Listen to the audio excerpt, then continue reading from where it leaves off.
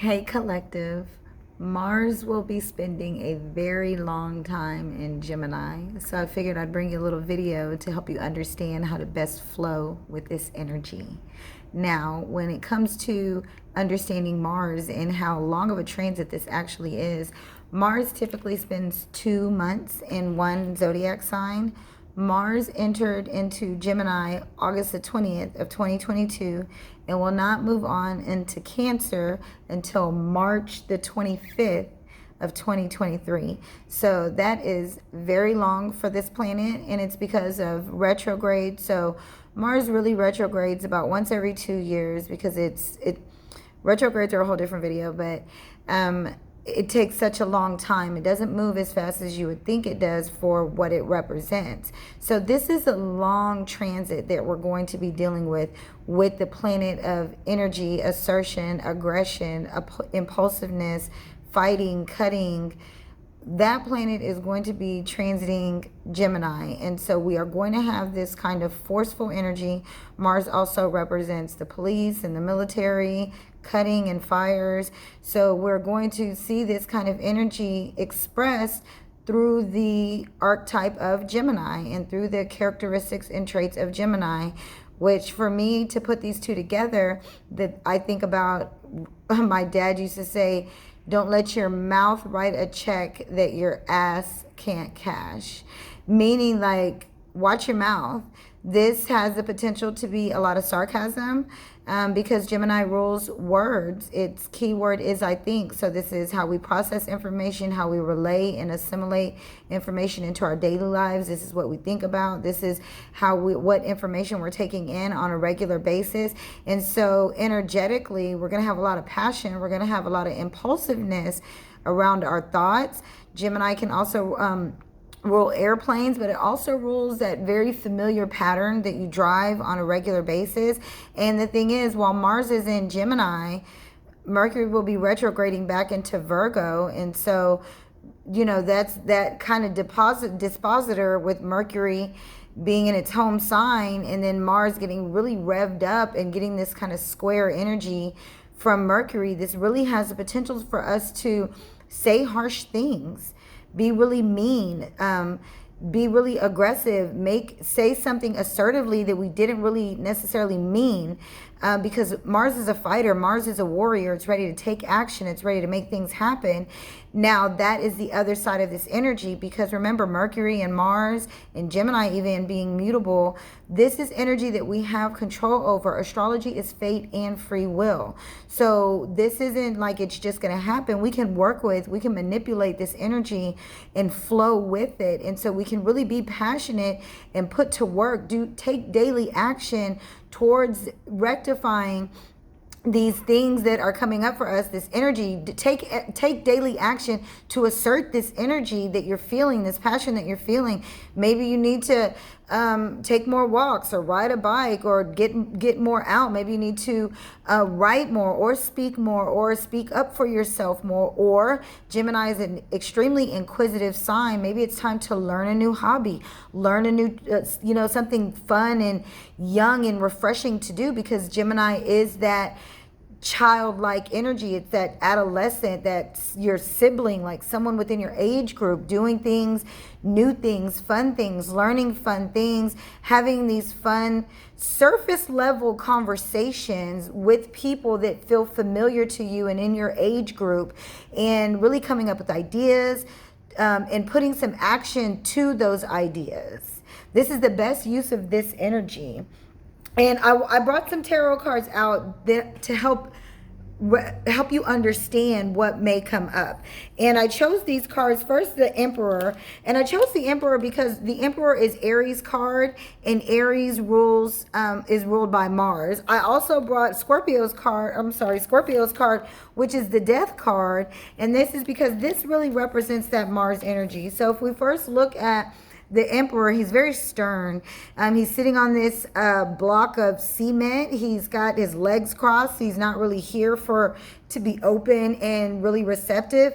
This red is very authoritative, and also in the tarot, the red means material gain and material wealth. If you look further, you see the Ankh here. This is representing that all-knowing, that knowledge. So though he's stern, it's because he's been through some things. He knows some things. He's ready to take action, accomplish goals. But the Emperor can be very harsh. And this is just a reminder to not be harsh, because then in harshness, and even I'll say this too, because Gemini is that mutable energy and these are personal planets, this will have a lot to do with how you want to use this energy. Are you someone that needs to speak up, that needs to share your ideas, that needs to ask more questions and be more inquisitive and learn more? Or are you someone who needs to listen at this point and take in information? Gemini is the twins. So it can be a either or. It's a mutable sign. It can go either way. The duality of the air signs are always something to consider. And so this Gemini energy and Mars and Gemini, this is like, okay, what I'm feeling excited. Is it because I need to express myself? I need to speak up for myself? Or am I feeling excited because I'm about to learn something new? I'm going to receive new information. You need to be open to that and make that decision to either be the one to listen or to be the one to speak up. Don't be too stern. Be open to learning new things and gaining in new ways, or either offering what you know to other people. Don't be stingy with it. And then I also pulled out the Death card in a representation of what this Mars and Gemini energy is, or it can be, because the Death card is Scorpio's card. Scorpio is co-ruled by Mars. And really the Death card just brings about change. A lot of people are scared of this card when they see it in a reading, but death is inevitable. Change, transformation, loss of power is inevitable. And that's what this card really represents. If you look at death riding in on this white horse, spiritually, emotionally, this is something that we need to get firm with, that we need to get sure of. I mean, he's confident on this white horse, and white represent that spirituality, that pureness.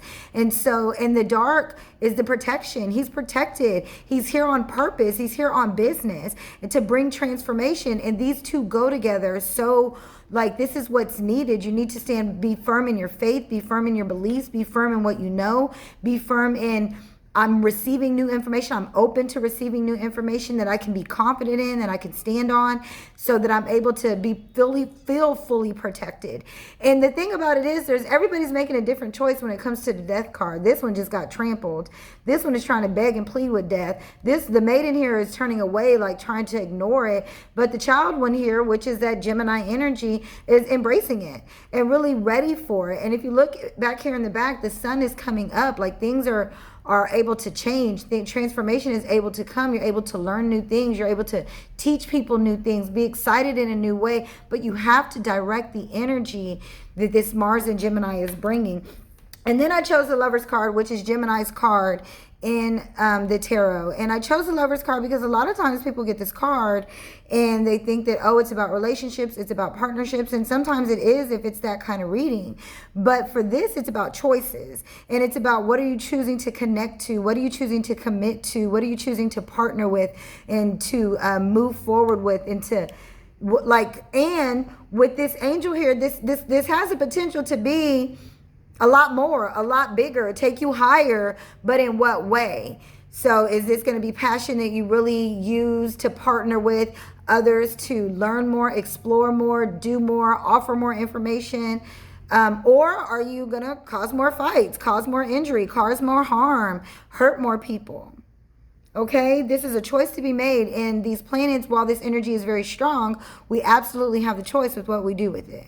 We absolutely have the choice of how we flow with it. It doesn't have to be harmful, but it can be.